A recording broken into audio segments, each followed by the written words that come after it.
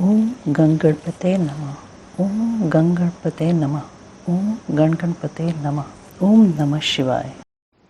नैमिषारण्य में दीर्घ सत्र के अंत में मुनियों के पास वायु देवता का आगमन, उनका सत्कार तथा ऋषियों के पूछने पर वायु के द्वारा पशु, पाश एवं पशुपति का तात्विक विवेचन।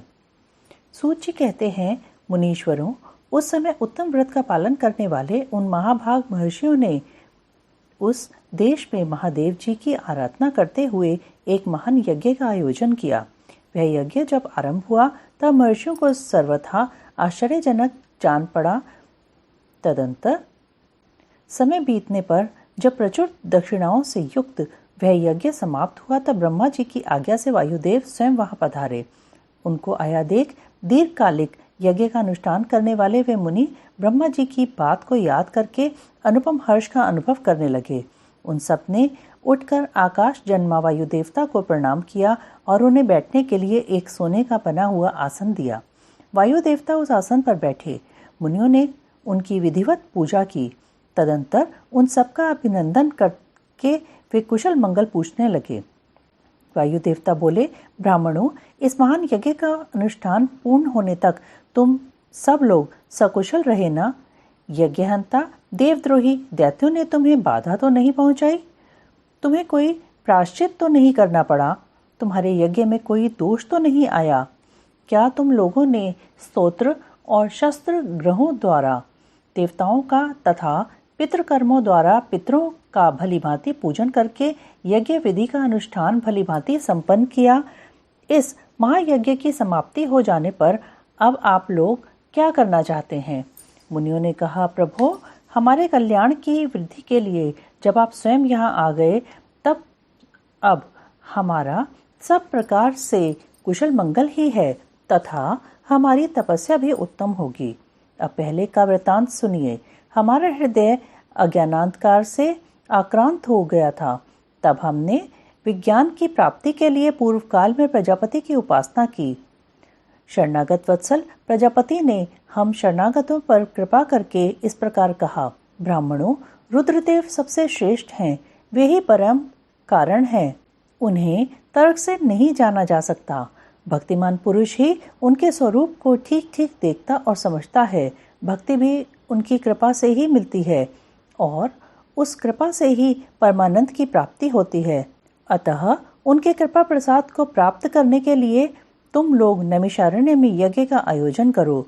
दीर्घ काल तक चलने वाले उस यज्ञ के द्वारा परम कारण रुद्रदेव की आराधना करो। यज्ञ के अंत में उन रुद्रदेव के कृपा प्रसाद से वायु देवता वहां पधारेंगे। उनके मुख से वहां तुम्हें ज्ञान लाभ होगा और उससे कल्याण की प्राप्ति होगी। महाभाग, ऐसा आदेश देकर परमेष्ठी ने हम सबको यहाँ भेजा। हम इस देश में आपके आगमन की प्रतीक्षा करते हुए 1 सहस्त्र दिव्य वर्षों तक दीर्घकालिक यज्ञ के अनुष्ठान में लगे रहे हैं।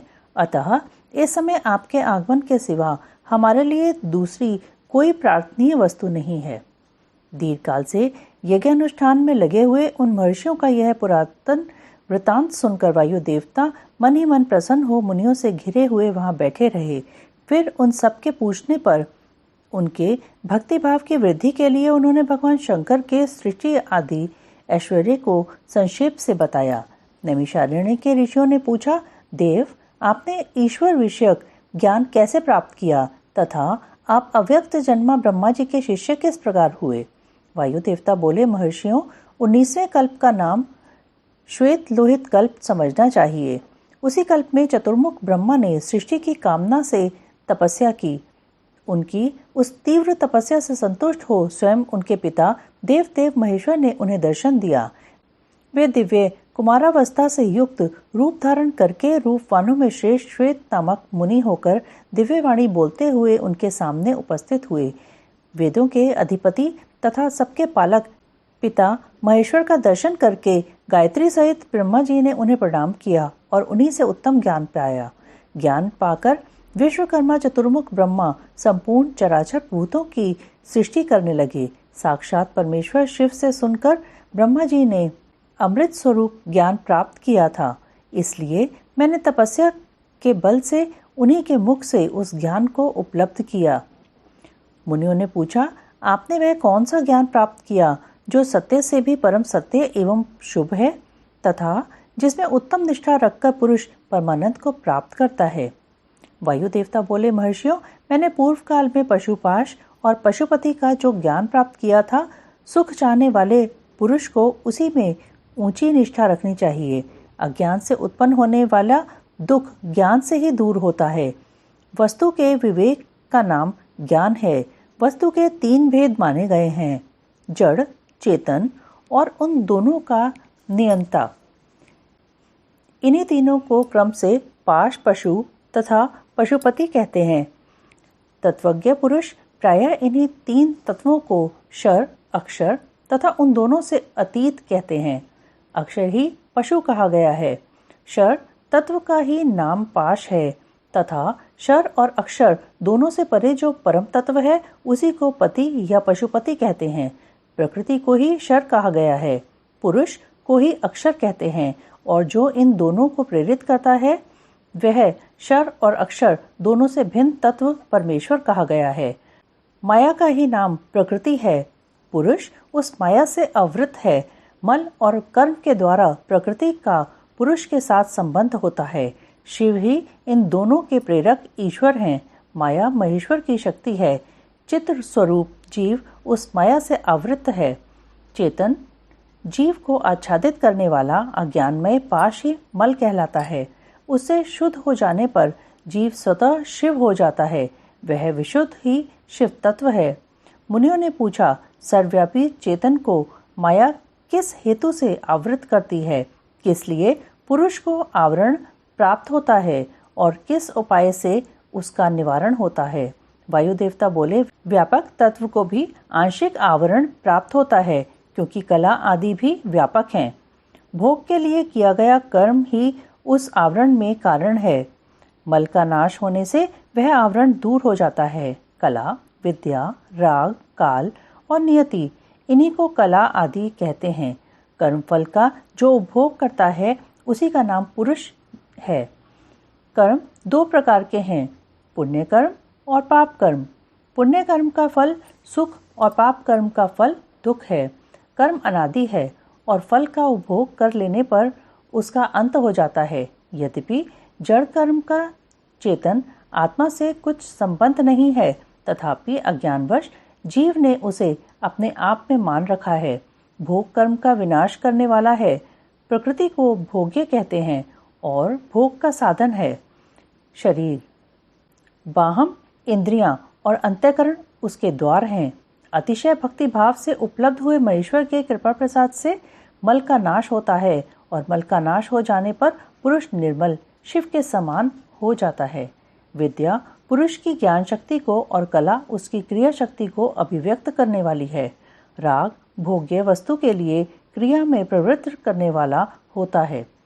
काल उसमें अवच्छेदक होता है और नियति उसे नियंत्रण में रखने वाली है। अव्यक्त रूप जो कारण है वह त्रिगुणमय है।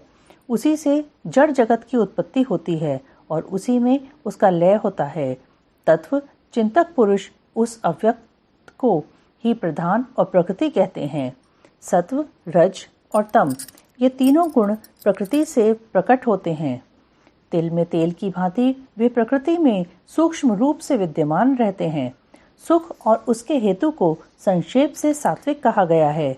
दुख और उसके हेतु राजस कार्य हैं तथा जड़ता और मोह वे तमोगुण के कार्य हैं। सात्विकी वृत्ति उद्धर्व को ले जाने वाली है, तामसी वृत्ति अधोगति में डालने वाली है तथा राजसी वृत्ति मध्यम स्थिति में रखने वाली है। 5 तन मात्राएं, 5 भूत, 5 ज्ञानेंद्रियां, 5 कर्मेंद्रियां तथा प्रधान महतत्व, अहंकार और मन, ये 4 अंतःकरण सब मिलकर 24 तत्व होते हैं। इस प्रकार संक्षेप से ही विकार सहित अव्यक्त का वर्णन किया गया। कारणावस्था में रहने पर ही इसे अव्यक्त कहते हैं और शरीर आदि के रूप में जब यह कार्यावस्था को प्राप्त होता है तब उसकी व्यक्त संज्ञा होती है।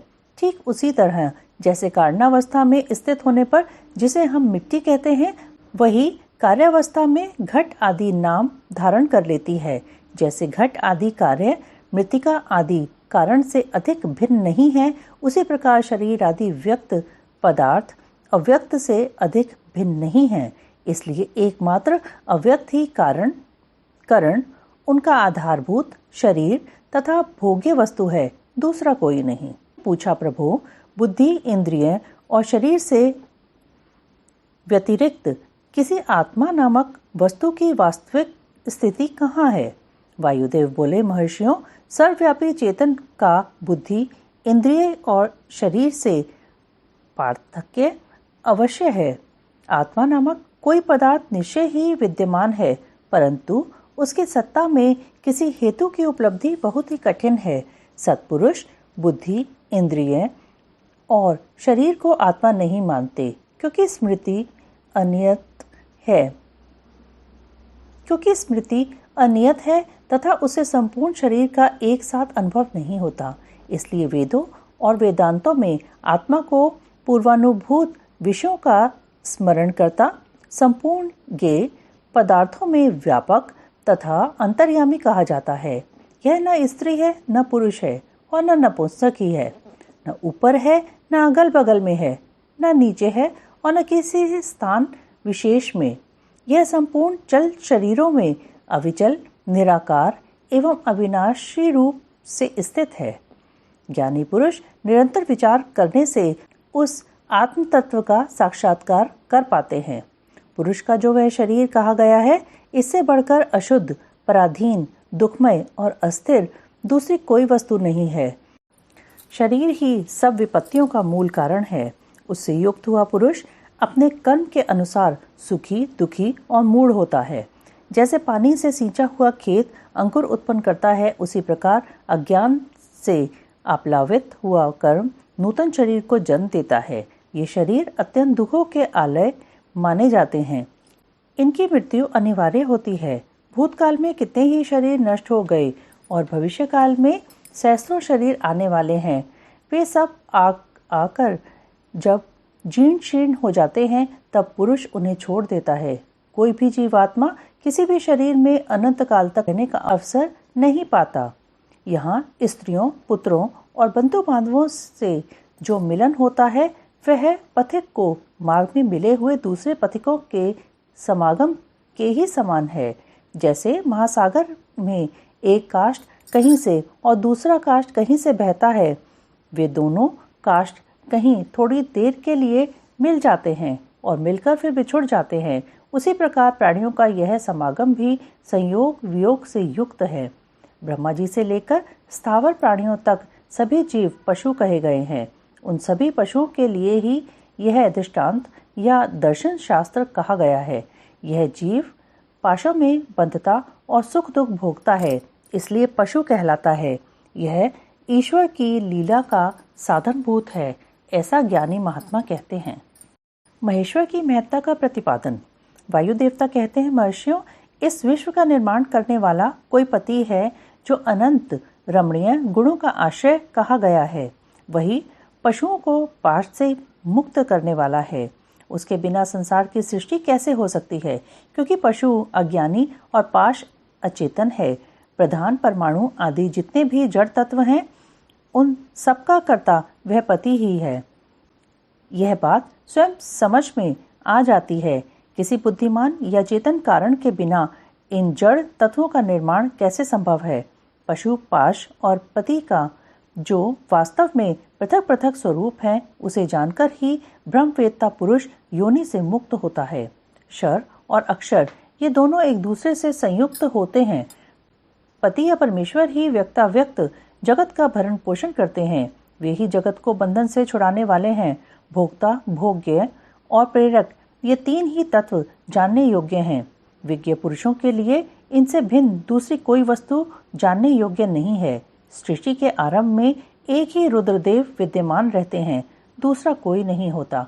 वे ही इस जगत की सृष्टि करके इसकी रक्षा करते हैं और अंत में सबका संहार कर डालते हैं।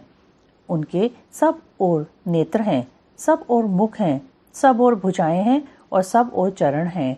ये ही सबसे पहले देवताओं में ब्रह्मा जी को उत्पन्न करते हैं। श्रुति कहती है कि रुद्रदेव सबसे श्रेष्ठ महान ऋषि हैं।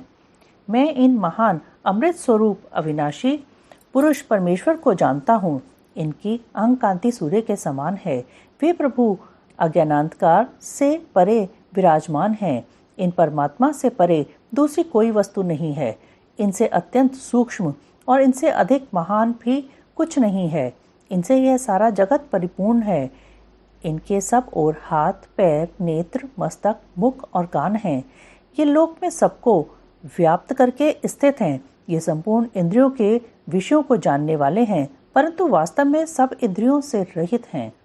सबके स्वामी, शासक, शरणदाता और सुहृद हैं। ये नेत्र के बिना भी देखते हैं और कान के बिना भी सुनते हैं। ये सबको जानते हैं, किंतु इनको पूर्ण रूप से जानने वाला कोई नहीं है। इन्हें परम पुरुष कहते हैं। ये अणु से भी अत्यंत अणु और महान से भी परम महान हैं। यह अविनाशी महेश्वर इस जीव की हृदय गुफा में निवास करते हैं। एक साथ रहने वाले दो पक्षी एक ही वृक्ष का आश्रय लेकर रहते हैं। उनमें से एक तो उस वृक्ष के कर्म रूप फलों का स्वाद ले लेकर उपभोग करता है, किंतु दूसरा उस वृक्ष के फल का उपभोग न करता हुआ केवल देखता रहता है। जीवात्मा इस वृक्ष के प्रति आसक्ति में डूबा हुआ है, अतः मोहित होकर शोक करता रहता है।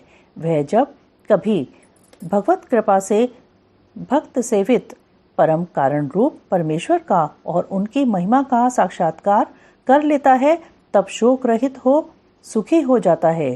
छंद, यज्ञ, क्रतु तथा भूत, वर्तमान और भविष्य संपूर्ण विश्व को वह मायावी रचता है और माया से ही उसमें प्रविष्ट होकर रहता है। प्रकृति को ही माया समझना चाहिए और महेश्वर ही वह मायावी है। ये विश्वकर्मा महेश्वर ही परम देवता परमात्मा हैं, जो सबके हृदय में विराजमान हैं। उन्हें जानकर ही पुरुष परमानंदमय अमृत का अनुभव करता है। ब्रह्मा से भी श्रेष्ठ असीम एवं अविनाशी परमात्मा में विद्या और अविद्या दोनों गूढ़ भाव से स्थित हैं। विनाशशील जड़ वर्ग को ही यहाँ अविद्या कहा गया है और अविनाशी जीव को विद्या नाम दिया गया है। जो उन दोनों विद्या और अविद्या पर शासन करते हैं, वे महेश्वर उनसे सर्वथा भिन्न विलक्षण हैं।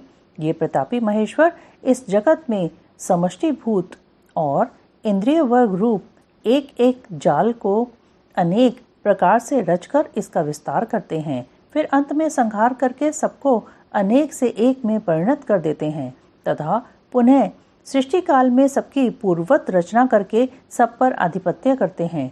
जैसे सूर्य अकेला ही ऊपर नीचे तथा अगल बगल की दिशाओं को प्रकाशित करता हुआ स्वयं भी देदीप्यमान होता है, उसी प्रकार ये भजनीय परमेश्वर अकेले ही समस्त कारण रूप पृथ्वी आदि तत्वों का नियमन करते हैं।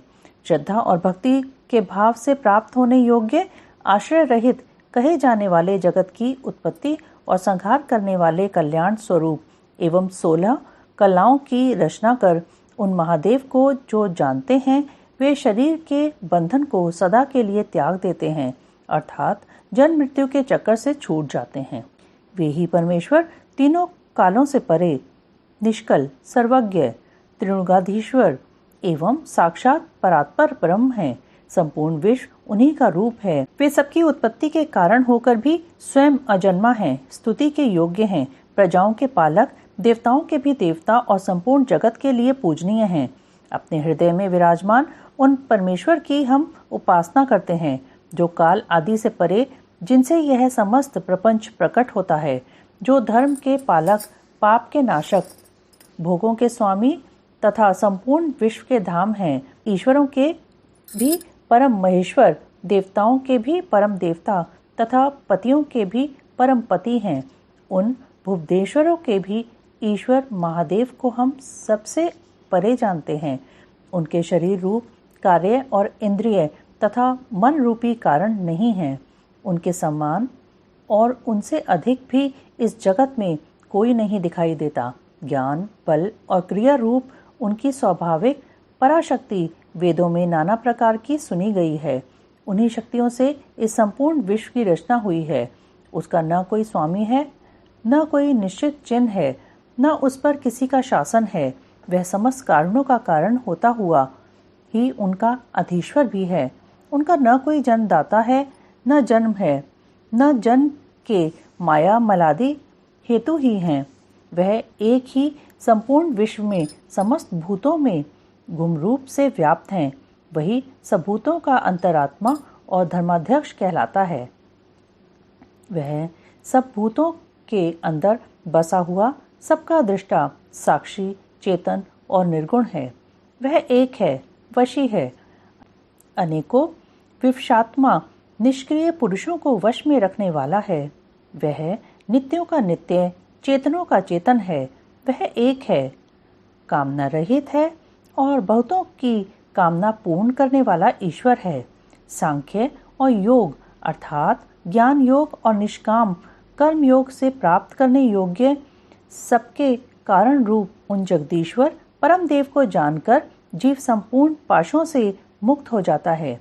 वे संपूर्ण विश्व के सृष्टा सर्वज्ञ, स्वयं ही अपने प्राकट्य के हेतु ज्ञान स्वरूप, काल के भी सृष्टा, संपूर्ण दिव्य गुणों से संपन्न, प्रकृति और जीवात्माओं के स्वामी, समस्त गुणों के शासक तथा संसार बंधन से छुड़ाने वाले हैं।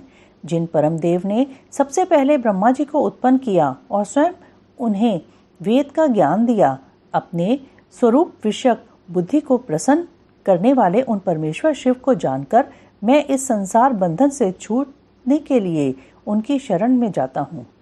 वेदांत शास्त्र का परम गोपनीय ज्ञान है। पूर्व कल्प में मुझे इसका उपदेश किया गया था। मैंने बड़े भारी सौभाग्य से ब्रह्मा जी के मुख से इस ज्ञान को पाया था। जो शम दम से रहित हो उसे इस परम उत्तम ज्ञान का उपदेश नहीं देना चाहिए। जो अपना पुत्र सदाचारी तथा शिष्य ना हो उसे भी नहीं देना चाहिए। जिनकी परम देव परमेश्वर में परम भक्ति है, जैसे परमेश्वर में है वैसे ही गुरु में भी है। उस महात्मा पुरुष के हृदय में ही ये बताए हुए रहस्यमय अर्थ प्रकाशित होते हैं। अतः संक्षेप से यह सिद्धांत की बात सुनो। भगवान शिव प्रकृति और पुरुष से परे हैं। वे ही सृष्टि काल में जगत को रचते और संहार काल में पुनः सबको आत्मसात कर लेते हैं। ब्रह्मा जी की मूर्छा, उनके मुख से रुद्रदेव का प्राकट्य, सप्राण हुए ब्रह्मा जी के द्वारा 8 नामों से महेश्वर की स्तुति तथा रुद्र की आज्ञा से ब्रह्मा द्वारा सृष्टि रचना, तदनंतर काल महिमा, प्रलय, ब्रह्मांड की स्थिति तथा सर्ग आदि का वर्णन करके वायु देवता ने कहा, पहले ब्रह्मा जी ने 5 मानव पुत्रों को उत्पन्न किया जो उनके ही समान थे। उनके नाम इस प्रकार हैं: सनक, सनंदन, विद्वान, सनातन, ऋभु और सनत कुमार। वे सबके सब योगी, वीतराग और ईर्ष्या दोष से रहित थे। इन सब का मन ईश्वर के चिंतन में लगा रहता था, इसलिए उन्होंने सृष्टि रचना की इच्छा नहीं की। सृष्टि से विरत हो सनक आदि महात्मा जब चले गए तब ब्रह्मा जी ने पुनः सृष्टि की इच्छा से बड़ी भारी तपस्या की। इस प्रकार दीर्घ काल तक तपस्या करने पर भी जब कोई काम न बना तब उनके मन में दुख हुआ। उस दुख से क्रोध प्रकट हुआ। क्रोध से आविष्ट होने पर ब्रह्मा जी के दोनों नेत्रों से आंसू की बूंदें गिरने लगी। उन अश्रु बूंदों से भूत प्रेत उत्पन्न हुए। अश्रु से उत्पन्न हुए उन सब भूतों प्रेतों को देखकर ब्रह्मा जी ने निंदा की। उस समय क्रोध और मोह के कारण उन्हें तीव्र मूर्छा आ गई।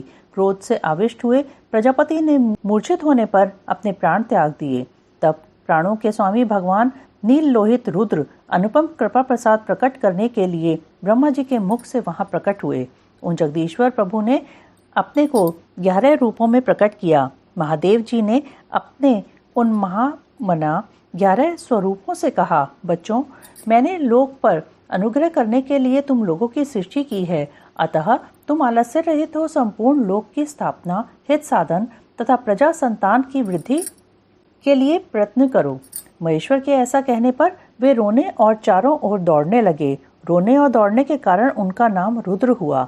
जो रुद्र हैं वे निश्चय ही प्राण हैं और जो प्राण हैं वह महात्मा रुद्र हैं। तत्पश्चात ब्रह्मपुत्र महेश्वर ने दया करके मरे हुए देवता परमेष्ठी ब्रह्मा जी को पुनः प्राणदान दिया। ब्रह्मा जी के शरीर में प्राणों के लौट आने पर रुद्रदेव का मुख प्रसन्नता से खिल उठा। उन विश्वनाथ ने ब्रह्मा जी से यह उत्तम बात कही। उत्तम व्रत का पालन करने वाले जगत गुरु महाभाग, विरिंच, डरो मत, मैंने तुम्हारे प्राणों को नूतन जीवन प्रदान किया है, अतः सुख से उठो। स्वप्न में सुने हुए वाक्य की भांति उस मनोहर वचन को सुनकर ब्रह्मा जी ने प्रफुल्ल कमल के समान सुंदर नेत्रों द्वारा धीरे धीरे भगवान हर की ओर देखा। उनके प्राण पहले की तरह लौट आए थे। अतः ब्रह्मा जी ने दोनों हाथ जोड़कर स्नेह युक्त गंभीर वाणी द्वारा उनसे कहा, प्रभु, आप दर्शन मात्र से मेरे मन को आनंद प्रदान कर रहे हैं, अतः बताइए आप कौन हैं जो संपूर्ण जगत के रूप में स्थित हैं? क्या वे ही भगवान आप 11 रूपों में प्रकट हुए हैं? उनकी यह सब बात सुनकर देवताओं के स्वामी महेश्वर अपने परम सुखदायक कर कमलों द्वारा ब्रह्मा जी का स्पर्श करते हुए बोले, देव, तुम्हें ज्ञात होना चाहिए कि मैं परमात्मा हूँ और इस समय तुम्हारा पुत्र होकर प्रकट हुआ हूँ। ये जो 11 रुद्र हैं तुम्हारी सुरक्षा के लिए यहाँ आए हैं, अतः तुम मेरे अनुग्रह से इस तीव्र मूर्छा को त्याग कर जाग उठो और पूर्ववत प्रजा की सृष्टि करो। भगवान शिव के ऐसा कहने पर ब्रह्मा जी के मन में बड़ी प्रसन्नता हुई। उन विश्वात्मा ने 8 नामों द्वारा परमेश्वर शिव का स्तवन किया। ब्रह्मा जी बोले, भगवान रुद्र, आपका तेज असंख्य सूर्यों के समान अनंत है, आपको नमस्कार है। रस स्वरूप और जलमय विग्रह वाले आप भव देवता को नमस्कार है। नंदी और सुरभि ये दोनों आपके स्वरूप हैं। आप पृथ्वी रूपधारी शर्व को नमस्कार है। स्पर्शमय वायु रूप वाले आपको नमस्कार है। आप ही वसु रूपधारी ईश हैं, आपको नमस्कार है। अत्यंत तेजस्वी अग्नि रूप आप पशुपति को नमस्कार है। शब्द तन मात्रा से युक्त आकाश रूपधारी आप भीमदेव को नमस्कार है। उग्र रूप वाले यजमान मूर्ति आपको नमस्कार है। सोम रूप आप अमृत मूर्ति महादेव जी को नमस्कार है। इस प्रकार 8 मूर्ति और 8 नाम वाले आप भगवान शिव को मेरा नमस्कार है। इस प्रकार विश्वनाथ महादेव जी की स्तुति करके लोकपिता में ब्रह्मा ने प्रणाम पूर्वक उनसे प्रार्थना की, भूत भविष्य और वर्तमान के स्वामी मेरे पुत्र भगवान महेश्वर कामनाशन, आप सृष्टि के लिए मेरे शरीर से उत्पन्न हुए हैं, इसलिए जगत प्रभु इस महान कार्य में संलग्न हुए मुझ ब्रह्मा की आप सर्वत्र सहायता करें और स्वयं भी प्रजा की सृष्टि करें। ब्रह्मा जी के इस प्रकार प्रार्थना करने पर कल्याणकारी त्रिपुरनाशक रुद्रदेव ने बहुत अच्छा कहकर उनकी बात मान ली। तदंतर प्रसन्न हुए महादेव जी का अभिनंदन करके सृष्टि के लिए उनकी आज्ञा पाकर भगवान ब्रह्मा ने अन्य प्रजाओं की सृष्टि आरंभ की। उन्होंने अपने मन से ही मरीचि, भृगु, अंगिरा, पुलस्त्य, पुलह, क्रतु, अत्रि और वशिष्ठ की सृष्टि की। ये सब ब्रह्मा जी के पुत्र कहे गए हैं। धर्म, संकल्प और रुद्र के साथ इनकी संख्या 12 होती है। ये सब पुराने गृहस्थ हैं। देवगणों सहित इनके 12 दिव्य वंश कहे गए हैं, जो प्रजावान, क्रियावान तथा महर्षियों से अलंकृत हैं। तत्पश्चात जल पर स्थित हुए रुद्र सहित ब्रह्मा जी ने देवताओं, असुरों, पितरों और मनुष्यों की सृष्टि करने का विचार किया। ब्रह्मा जी ने सृष्टि के लिए समाधिस्थ हो अपने चित्त को एकाग्र किया। तत्पश्चात मुख से देवताओं को, कोख से पितरों को, कटी के अगले भाग से असुरों को तथा प्रजनेन्द्रिय से सब मनुष्यों को उत्पन्न किया। उनके गुदा स्थान से राक्षस उत्पन्न हुए, जो सदा भूख से व्याकुल रहते हैं। उनमें तमोगुण और रजोगुण की प्रधानता होती है। वे रात को विचरते और बलवान होते हैं। सांप, यक्ष, भूत और गंधर्व ये भी ब्रह्मा जी के अंगों से उत्पन्न हुए। उनके पक्ष भाग से पक्षी हुए, वक्षस्थल से अजंगम प्राणियों का जन्म हुआ, मुख से बकरों और पार्श्व भाग से भुजंगमों की उत्पत्ति हुई। दोनों पैरों से घोड़े, हाथी, शरभ, नीलगाय, मृग, ऊंट, खच्चर, न्यूंक नामक मृग तथा पशु जाति के अन्य प्राणी उत्पन्न हुए। रोमावलियों से औषधियों और फल मूलों का प्राकट्य हुआ। ब्रह्मा जी के पूर्ववर्ती मुख से गायत्री छंद, ऋग्वेद, त्रिवृतोम, स्थंतर, साम तथा अग्निष्टोम नामक यज्ञ की उत्पत्ति हुई। उनके दक्षिण मुख से यजुर्वेद, त्रिष्टुप छंद, पंचदश स्तोम, बृहस्तासहतसाम और उक्त नामक यज्ञ की उत्पत्ति हुई। उन्होंने अपने पश्चिम मुख से सामवेद, जगती छंद, सप्तदश स्तोम, वैरूप्य साम और अतिरात्र नामक यज्ञ को प्रकट किया। उनके उत्तरवर्ती मुख से एकविंश स्तोम, अथर्ववेद, आप्तोर्याम नामक यम, अनुष्टुप छंद और वैराज नामक साम का प्रादुर्भाव हुआ। उनके अंगों से और भी बहुत से छोटे बड़े प्राणी उत्पन्न हुए। उन्होंने यक्ष, पिशाच, गंधर्व, अप्सराओं के समुदाय, मनुष्य, किन्नर, राक्षस, पक्षी, पशु, मृग और सर्प आदि संपूर्ण नित्य एवं अनित्य स्थावर जंगम जगत की रचना की। उनमें से जिन्होंने जैसे जैसे कर्म पूर्व कल्पों में अपनाए थे, पुनः पुनः सृष्टि होने पर उन्होंने फिर उन्हीं कर्मों को अपनाया। उस समय वे अपनी पूर्व भावना से भावित होकर हिंसा अहिंसा से युक्त मृदु कठोर, धर्म अधर्म तथा सत्य और मिथ्या कर्म को अपनाते हैं, क्योंकि पहले की वासना के अनुकूल कर्म ही उन्हें अच्छे लगते हैं। इस प्रकार विधाता ने ही स्वयं इंद्रियों के विषय, भूत और शरीर आदि में विभिन्नता एवं व्यवहार की सृष्टि की है। उन पितामह ने कल्प के आरंभ में देवता आदि प्राणियों के नाम, रूप तथा कार्य विस्तार को वेदोक्त वर्णन के अनुसार ही निश्चित किया। ऋषियों के नाम तथा जीविका साधक कर्म भी उन्होंने वेदों के अनुसार ही निर्दिष्ट किए। अपनी रात व्यतीत होने पर अजन्मा ब्रह्मा ने स्वरचित प्राणियों को वे ही नाम और कर्म दिए जो पूर्व कल्प में उन्हें प्राप्त थे। जिस प्रकार भिन्न भिन्न ऋतुओं के पुनः पुनः आने पर उनके चिन्ह और नाम रूप आदि पूर्ववत रहते हैं, उसी प्रकार युगादि काल में भी उनके पूर्व भाव ही दृष्टिगोचर होते हैं। इसी प्रकार स्वयंभू ब्रह्मा जी की लोक सृष्टि उन्हीं के विभिन्न अंगों से प्रकट हुई है। महत से लेकर विशेष पर्यंत सब कुछ प्रकृति का विकार है। यह प्राकृत जगत चंद्रमा और सूर्य की प्रभा से उद्भासित, ग्रह और नक्षत्रों से मंडित, नदियों, पर्वतों तथा समुद्रों से अलंकृत और भांति भांति के रमणीय नगरों एवं समृद्धिशाली जनपदों से सुशोभित है। इसी को ब्रह्मा जी का वन या ब्रह्म वृक्ष कहते हैं। उस ब्रह्मवन में अव्यक्त एवं सर्वज्ञ ब्रह्मा विचरते हैं। वह सनातन ब्रह्म वृक्ष अव्यक्त रूपी बीज से प्रकट एवं ईश्वर के अनुग्रह पर स्थित है। बुद्धि इसका तना और बड़ी बड़ी डालियां हैं। इंद्रियां भीतर के खोखले हैं। महाभूत इसकी सीमा है। विशेष पदार्थ इसके निर्मल पत्ते हैं। धर्म और अधर्म इसके सुंदर फूल हैं। इसमें सुख और दुख रूपी फल लगते हैं तथा यह संपूर्ण भूतों के जीवन का सहारा है। ब्राह्मण लोग धूलोक को उनका मस्तक, आकाश को नाभि, चंद्रमा और सूर्य को नेत्र, दिशाओं को कान और पृथ्वी को उनके पैर बताते हैं। वे अचिंत्य स्वरूप महेश्वर ही सब भूतों के निर्माता हैं। उनके मुख से ब्राह्मण प्रकट हुए हैं। वक्षस्थल से ऊपरी भाग के क्षत्रियों की उत्पत्ति हुई है।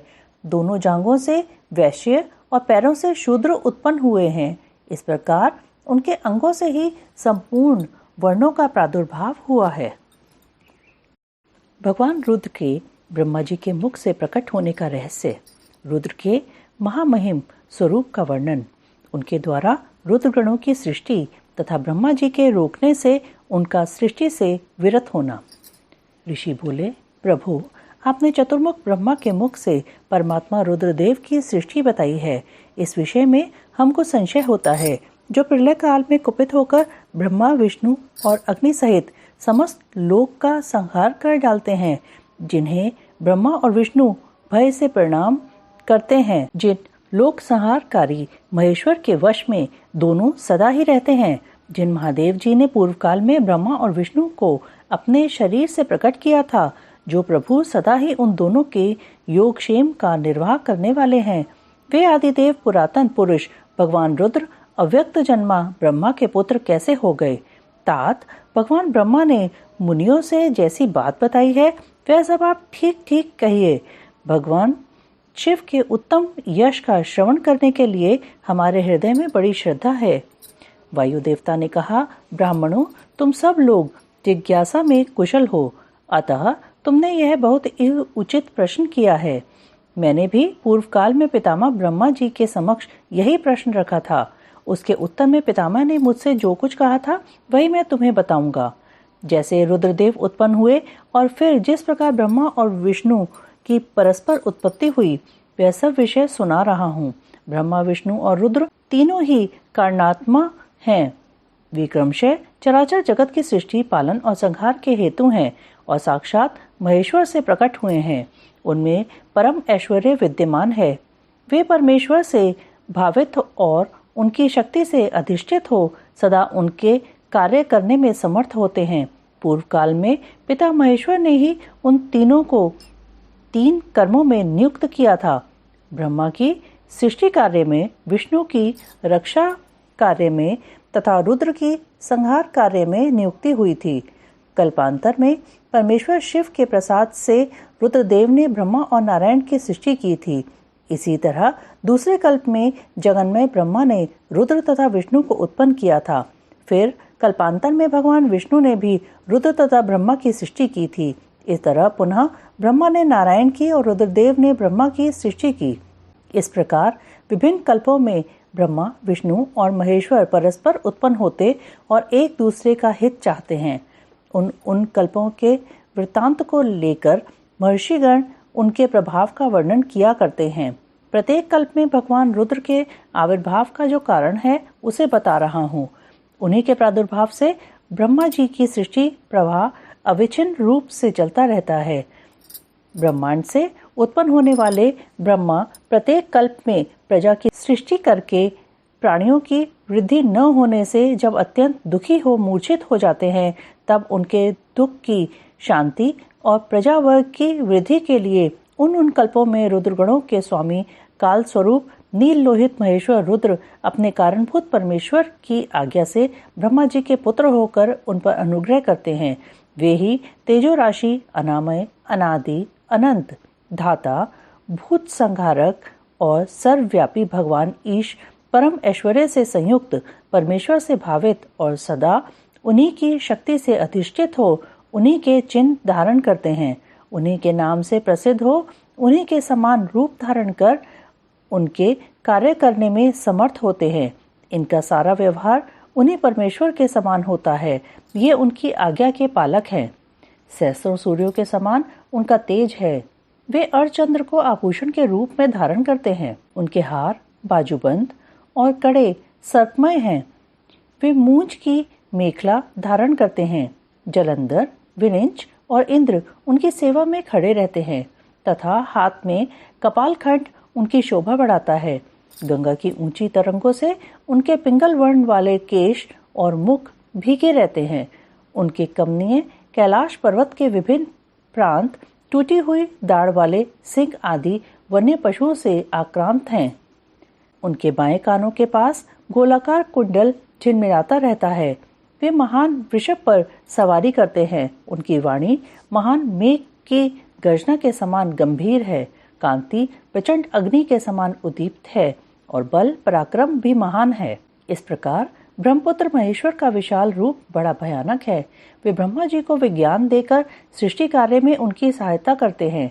अतः रुद्र के कृपा प्रसाद से प्रत्येक कल्प में प्रजापति की प्रजा सृष्टि प्रवाह रूप से नित्य बनी रहती है।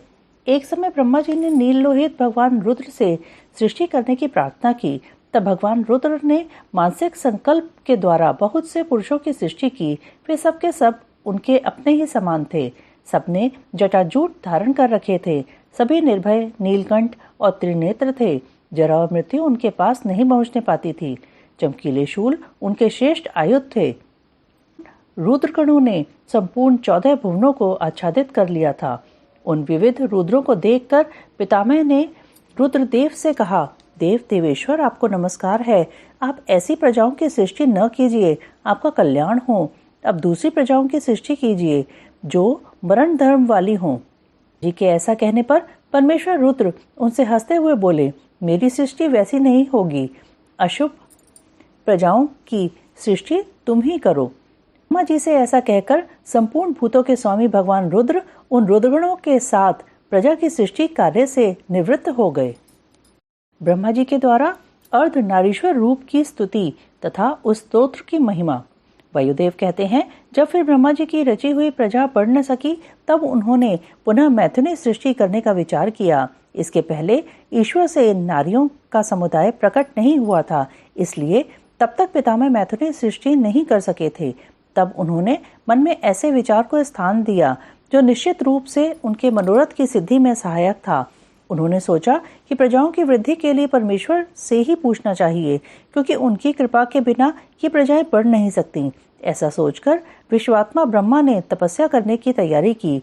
तब जो आद्या, अनंता, लोक भाविनी, सूक्ष्म तारा, शुद्धा, भावगम्या, मनोहरा, निर्गुणा, निष्प्रपंचा, निष्कला, नित्या तथा सदा ईश्वर के पास रहने वाली जो उनकी परम शक्ति है, उसी से युक्त भगवान त्रिलोचन का अपने हृदय में चिंतन करते हुए ब्रह्मा जी बड़ी भारी तपस्या करने लगे।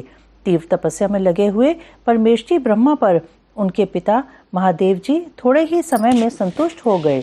तदंतर अपने निर्वचनीय अंश से किसी अद्भुत मूर्ति में अविष्ट हो भगवान महादेव आधे शरीर से नारी और आधे शरीर से ईश्वर होकर स्वयं ब्रह्मा जी के पास गए।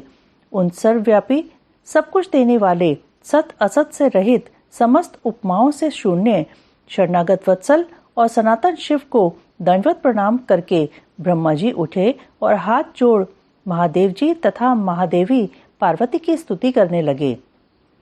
ब्रह्मा बोले, देव महादेव आपकी जय हो, ईश्वर महेश्वर आपकी जय हो, सर्वगुण श्रेष्ठ शिव आपकी जय हो, संपूर्ण देवताओं के स्वामी शंकर आपकी जय हो, प्रकृति रूपिणी कल्याणमयी उमे आपकी जय हो, प्रकृति की नायिके आपकी जय हो, प्रकृति से दूर रहने वाली देवी आपकी जय हो, प्रकृति सुंदरी आपकी जय हो, अमोघ महामाया और सफल मनोरथ वाले देव आपकी जय हो, जय हो, अमोघ महालीला और कभी व्यर्थ न जाने वाले महान बल से युक्त परमेश्वर आपकी जय हो, जय हो, संपूर्ण जगत की माताओं में आपकी जय हो, विश्व जगन्मय आपकी जय हो, विश्व जगत धात्री आपकी जय हो, समस्त संसार की सखी सहायिके आपकी जय हो, प्रभो आपके ऐश्वर्य तथा धाम दोनों सनातन हैं, आपकी जय हो, जय हो, आपका रूप और अनुचर वर्ग भी आपकी ही भांति सनातन है, आपकी जय हो, जय हो, अपने तीन रूपों द्वारा तीनों लोकों का निर्माण, पालन और संहार करने वाली देवी आपकी जय हो, जय हो, जय हो, तीनों लोकों अथवा आत्मा, अंतरात्मा और परमात्मा तीनों आत्माओं की नायिके आपकी जय हो, प्रभो जगत के कारण तत्वों का प्रादुर्भाव और विस्तार आपकी कृपा दृष्टि के ही अधीन है, आपकी जय हो, प्रलय काल में आपकी उपेक्षा युक्त कटाक्षपूर्ण दृष्टि से जो भयानक आग प्रकट होती है, उसके द्वारा सारा भौतिक जगत भस्म हो जाता है, आपकी जय हो, देवी आपके स्वरूप का सम्यक ज्ञान देवता आदि के लिए भी असंभव है, आपकी जय हो, आप आत्म तत्व के सूक्ष्म ज्ञान से प्रकाशित होती हैं, आपकी जय हो, ईश्वरी आपने स्थूल आत्मशक्ति से चराचर जगत को व्याप्त कर रखा है, आपकी जय हो, जय हो,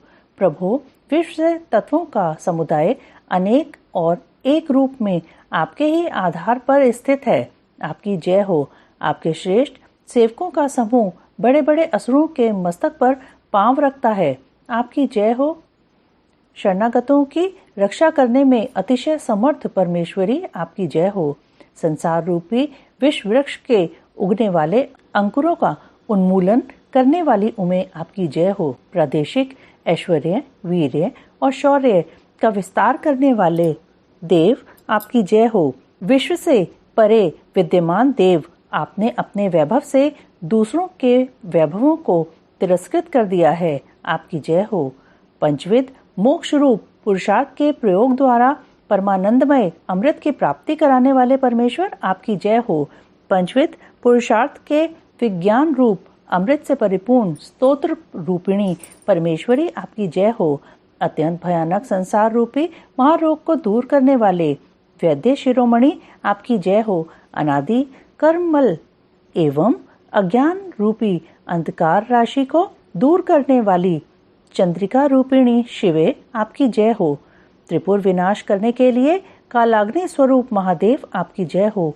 त्रिपुर भैरवी आपकी जय हो। तीनों गुणों से मुक्त महेश्वर आपकी जय हो।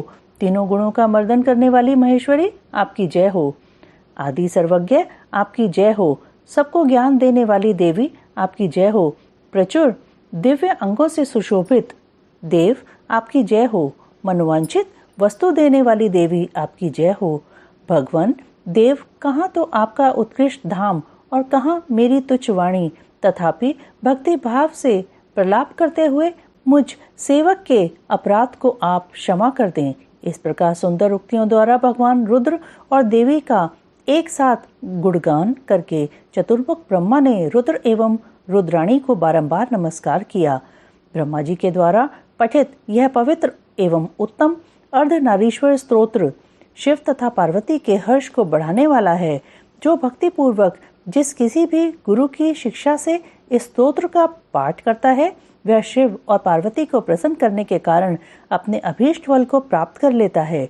जो समस्त भुवनों के प्राणियों को उत्पन्न करने वाले हैं, जिनके विग्रह जन्म और मृत्यु से रहित हैं, तथा जो श्रेष्ठ नर और सुंदरी नारी के रूप में एक ही शरीर धारण करके स्थित हैं, उन कल्याणकारी भगवान शिव और शिवा को मैं प्रणाम करता हूँ।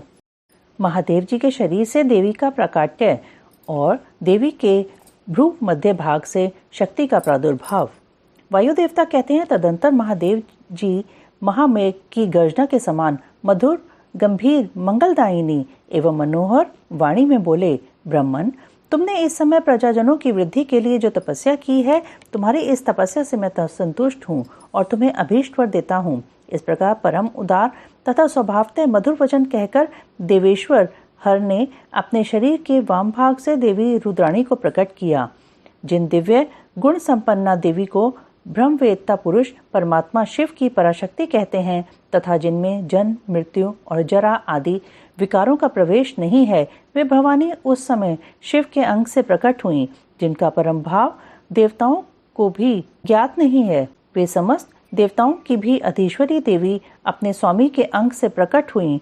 उन सर्वलोक महेश्वरी परमेश्वरी को देखकर विराट पुरुष ब्रह्मा ने प्रणाम किया और उन सर्वज्ञा सर्वव्यापिनी सूक्ष्म सद्भाव से रहित और अपनी प्रभा से इस संपूर्ण जगत को प्रकाशित करने वाली पराशक्ति महादेवी से इस प्रकार प्रार्थना की। ब्रह्मा जी बोले, सर्व जगन्मयी देवी महादेव जी ने सबसे पहले मुझे उत्पन्न किया और प्रजा की सृष्टि के कार्य में लगाया।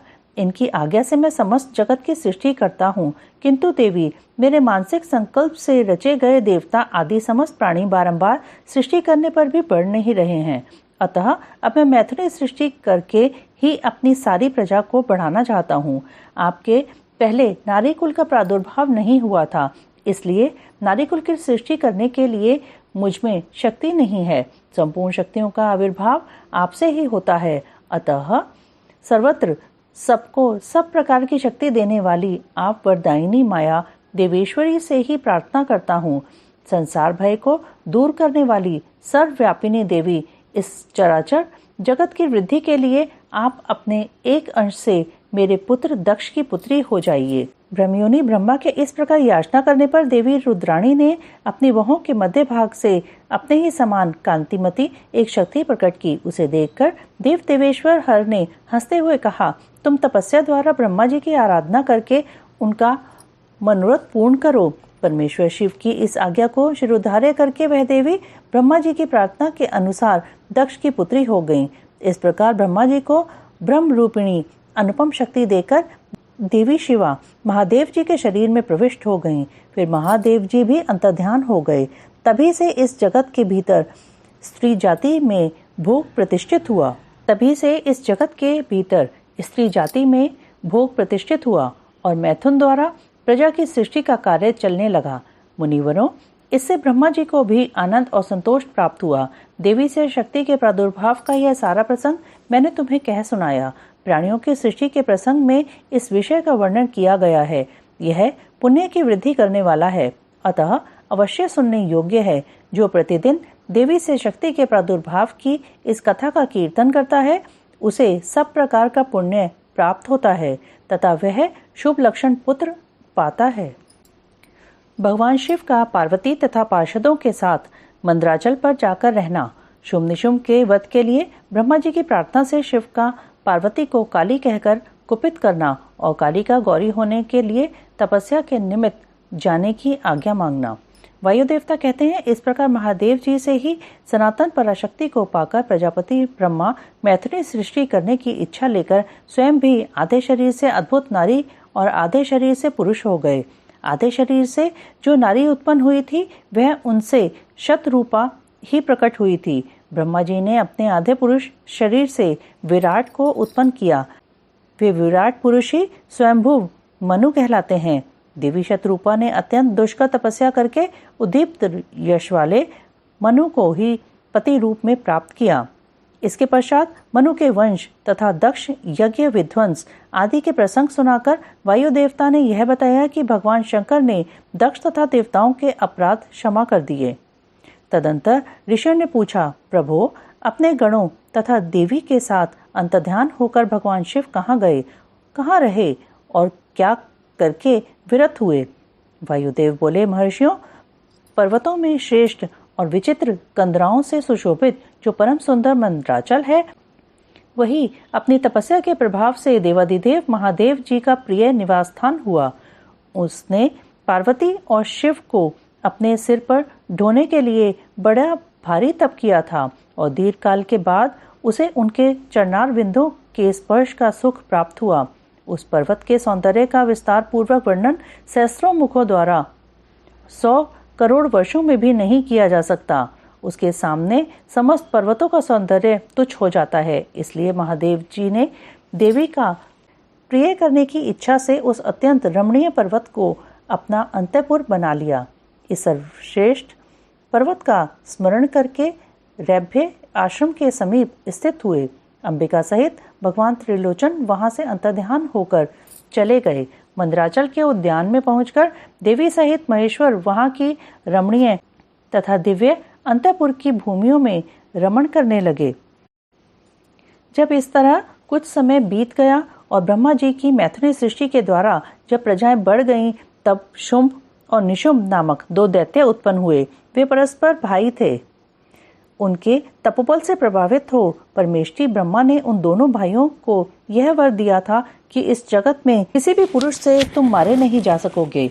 उन दोनों ने ब्रह्मा जी से यह प्रार्थना की थी कि पार्वती देवी के अंश से उत्पन्न जो अयोनिजा कन्या उत्पन्न हो, जिसे पुरुष का स्पर्श तथा रति नहीं प्राप्त हुई हो तथा जो अलंघ्य पराक्रम से संपन्न हो, उसके प्रति काम भाव से पीड़ित होने पर हम युद्ध में उसी के हाथों मारे जाएं।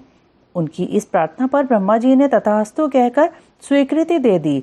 तभी से युद्ध में इंद्र आदि देवताओं को जीतकर उन दोनों ने जगत को अनीति पूर्वक वेदों के स्वाध्याय और वष्ट्रकार आदि से रहित कर दिया।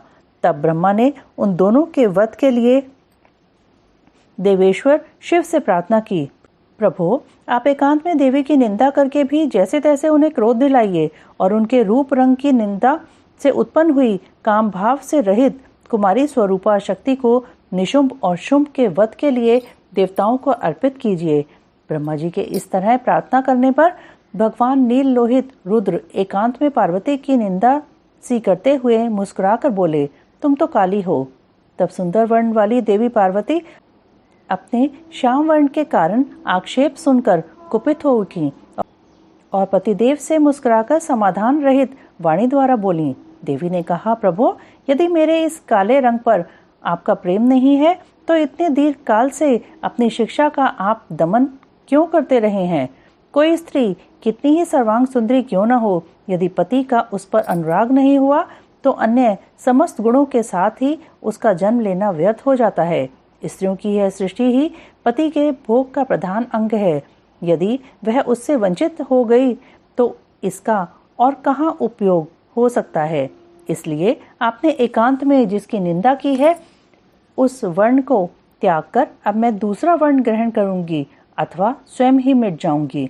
ऐसा कहकर देवी पार्वती शैया से उठ खड़ी हो गईं और तपस्या के लिए दृढ़ निश्चय करके गदगद कंठ से जाने की आज्ञा मांगने लगीं। इस प्रकार प्रेम भंग होने से भयभीत हो भूतनाथ भगवान शिव स्वयं भवानी को प्रणाम करते हुए ही बोले। भगवान शिव ने कहा, प्रिय, मैंने क्रीड़ा या मनोविनोद के लिए यह बात कही है।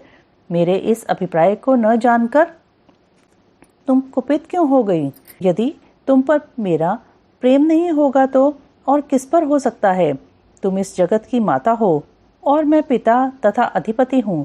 फिर तुम पर मेरा प्रेम न होना कैसे संभव हो सकता है? हम दोनों का वह प्रेम भी क्या कामदेव की प्रेरणा से हुआ है? कदापि नहीं, क्योंकि कामदेव की उत्पत्ति से पहले ही जगत की उत्पत्ति हुई है। कामदेव की सृष्टि तो मैंने साधारण लोगों की रति के लिए की है। कामदेव मुझे साधारण देवता के समान मानकर मेरा कुछ कुछ तिरस्कार करने लगा था, अतः मैंने उसे भस्म कर दिया। हम दोनों का यह लीला विहार भी जगत की रक्षा के लिए ही है, अतः उसी के लिए आज मैंने तुम्हारे प्रति यह परिहास युक्त बात कही थी। मेरे इस कथन की सत्यता तुम पर शीघ्र ही प्रकट हो जाएगी। देवी ने कहा, भगवान, पति के प्यार से वंचित होने पर जो नारी अपने प्राणों का भी परित्याग नहीं कर देती, वह कुलांगना और शुभ लक्षणा होने पर भी सत्पुरुषों द्वारा निंदित ही समझी जाती है। मेरा शरीर गौर वर्ण का नहीं है, इस बात को लेकर आपको बहुत खेद होता है। अन्यथा क्रीड़ा या परिहास में भी आपके द्वारा मुझे काली कलूटी कहा जाना कैसे संभव हो सकता था? मेरा कालापन आपको प्रिय नहीं है, इसलिए वह सत्पुरुषों द्वारा भी निंदित है। अतः तपस्या द्वारा इसका त्याग किए बिना अब मैं यहाँ रह ही नहीं सकती। शिव बोले, यदि अपनी श्यामता को लेकर तुम्हें इस तरह संताप हो रहा है तो इसके लिए तपस्या करने की क्या आवश्यकता है? तुम मेरी या अपनी इच्छा मात्र से ही दूसरे वर्ण से युक्त हो जाओ। देवी ने कहा, मैं आपसे अपने रंग का परिवर्तन नहीं चाहती, स्वयं भी इसे बदलने का संकल्प नहीं कर सकती। अब तो तपस्या द्वारा ब्रह्मा जी की आराधना करके ही मैं शीघ्र गौरी हो जाऊंगी। शिव बोले, महादेवी, पूर्व काल में मेरी ही कृपा से ब्रह्मा को ब्रह्मपद की प्राप्ति हुई है, अतः तपस्या द्वारा उन्हें बुलाकर तुम क्या करोगी? देवी ने कहा, इसमें संदेह नहीं कि ब्रह्मा आदि समस्त देवताओं को आपसे ही उत्तम पदों की प्राप्ति हुई है। तथापि आपकी आज्ञा पाकर मैं तपस्या द्वारा ब्रह्मा जी की आराधना करके ही अपना अभीष्ट सिद्ध करना चाहती हूँ। पूर्व काल में जब मैं सती के नाम से दक्ष की पुत्री हुई थी, तब तपस्या द्वारा ही मैंने आप जगदीश्वर को पति के रूप में प्राप्त किया था। इसी प्रकार आज भी तपस्या द्वारा ब्राह्मण ब्रह्मा को संतुष्ट करके मैं गौरी होना चाहती हूँ। ऐसा करने में यहाँ क्या दोष है, यह बताइए। महादेवी के ऐसा कहने पर वामदेव मुस्कुराते हुए से चुप रह गए। देवताओं का कार्य सिद्ध करने की इच्छा से उन्होंने देवी को रोकने के लिए हट नहीं किया। पार्वती की तपस्या, एक व्याघ्र पर उनकी कृपा, ब्रह्मा जी का उनके पास आना, देवी के साथ उनका वार्तालाप, देवी के द्वारा काली त्वचा का त्याग और उससे कृष्ण वर्णा कुमारी कन्या के रूप में उत्पन्न हुई कौशिकी के द्वारा शुंभ निशुंभ का वध। वायुदेव कहते हैं, महर्षियों, तदंतर पतिव्रता माता पार्वती पति की परिक्रमा करके उनके वियोग से होने वाले दुख को किसी तरह रोककर हिमालय पर्वत पर चली गईं। उन्होंने पहले सखियों के साथ जिस स्थान पर तप किया था उस स्थान से उनका प्रेम हो गया था, अतः फिर उसी को उन्होंने तपस्या के लिए चुना। तदंतर माता पिता के घर जा उनका दर्शन और प्रणाम करके उन्हें सब समाचार बताकर उनकी आज्ञा ले उन्होंने सारे आभूषण उतार दिए और फिर तपोवन में जा स्नान के पश्चात तपस्वी का परम पावन वेश धारण करके अत्यंत तीव्र एवं परम दुष्कर तपस्या करने का संकल्प किया।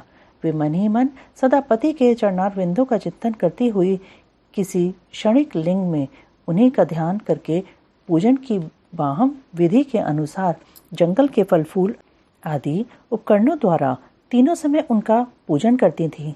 भगवान शंकर ही ब्रह्मा का रूप धारण करके मेरी तपस्या का फल मुझे देंगे, ऐसा दृढ़ विश्वास रखकर वे प्रतिदिन तपस्या में लगी रहती थीं।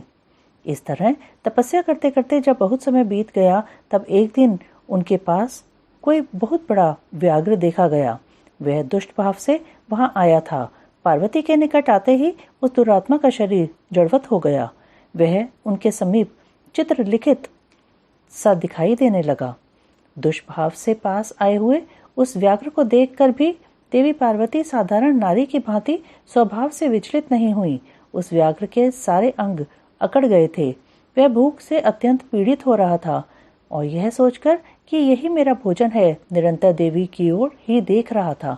देवी के सामने खड़ा खड़ा वह उनकी उपासना सी करने लगा। इधर देवी के हृदय में सदा यही भाव आता था कि यह व्याघ्र मेरा ही उपासक है, दुष्ट वन जंतुओं से मेरी रक्षा करने वाला है। यह सोचकर वे उस पर कृपा करने लगी। उन्हीं की कृपा से उसके तीनों प्रकार के मल तत्काल नष्ट हो गए।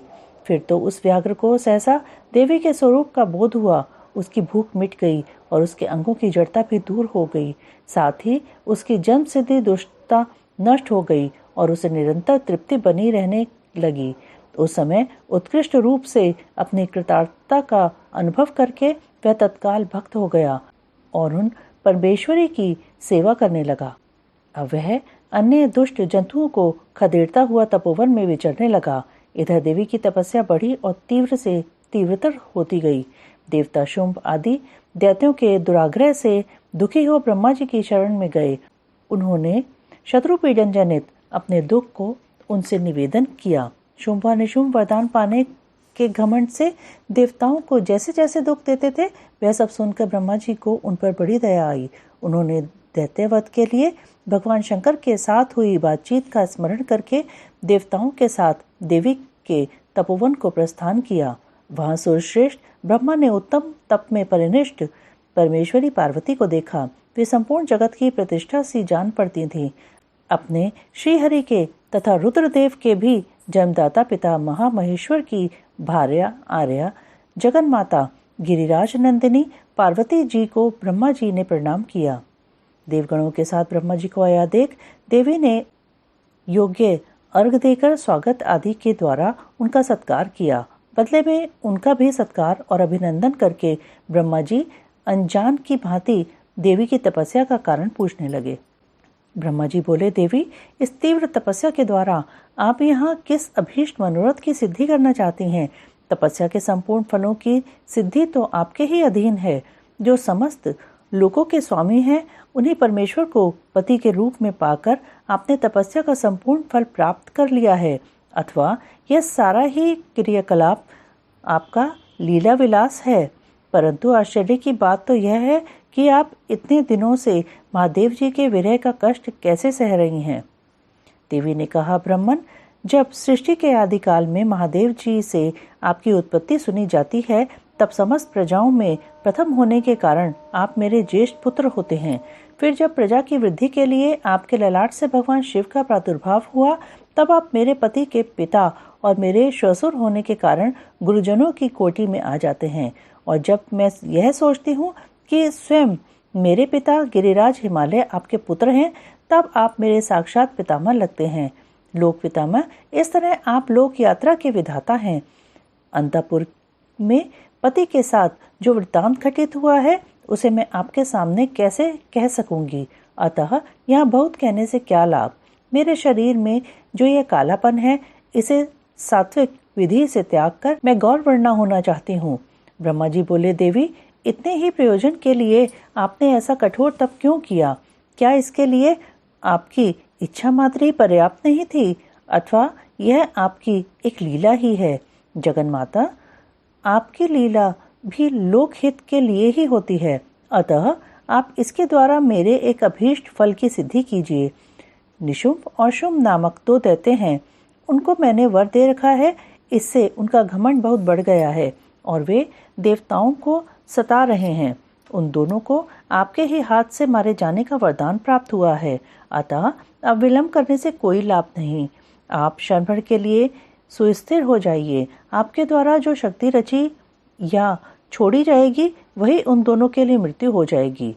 ब्रह्मा जी के इस प्रकार प्रार्थना करने पर गिरिराज कुमारी देवी पार्वती सहसा अपने काली त्वचा के आवरण को उतारकर गौरवर्णा हो गईं।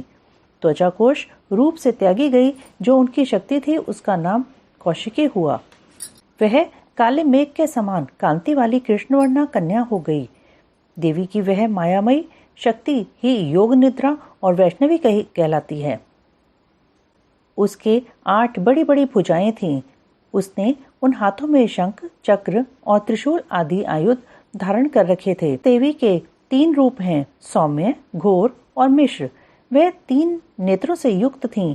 उसने मस्तक पर अर्धचंद्र का मुकुट धारण कर रखा था। उसे पुरुष का स्पर्श तथा रति का योग नहीं प्राप्त था और वह अत्यंत सुंदरी थी। देवी ने अपनी इस सनातन शक्ति को ब्रह्मा जी के हाथ में दे दिया। वही दैत्य प्रवर शुंभ और निशुंभ का वध करने वाली हुई।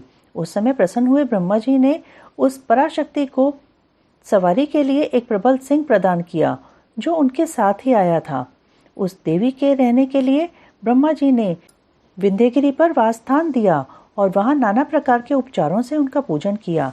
विश्वकर्मा ब्रह्मा के द्वारा सम्मानित हुई वह शक्ति अपनी माता गौरी को और ब्रह्मा जी को क्रमशः प्रणाम करके अपने ही अंगों से उत्पन्न और अपने ही समान शक्तिशालिनी बहुसंख्यक शक्तियों को साथ ले दैत्यराज निशुंभ को मारने के लिए उद्यत होकर विंध्य पर्वत को चली गई। उसने सम्रांगण में उन दोनों दैत्यराजों को मार गिराया। उस युद्ध का अन्यत्र वर्णन हो चुका है, इसलिए उसकी विस्तृत कथा यहाँ नहीं कही गई। दूसरे स्थलों से उसकी ऊहा कर लेनी चाहिए। अब मैं प्रस्तुत प्रसंग का वर्णन करता हूँ। ओम नमः शिवाय, ओम नमः शिवाय, ओम नमः शिवाय।